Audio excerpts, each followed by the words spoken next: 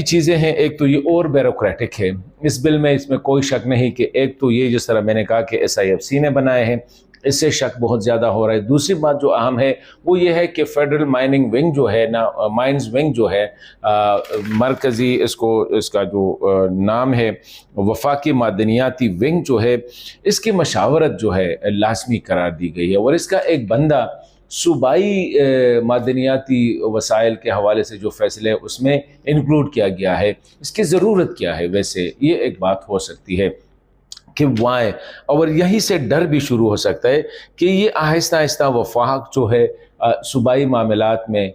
وہ جو دخل اندازی کی ایک کوشش ہے، آگے جا کے یہ خطرناک ہو سکتا ہے۔ بلوچستان میں کہا جا رہا ہے کہ وہ بل ذرا زیادہ سخت ہے، ان میں تو سارے رائلٹی کے، لائسنسنگ کے وہ اختیارات جو ہے وہ بھی فیڈرل سفارشات سے منسلک کیے گئے ہیں۔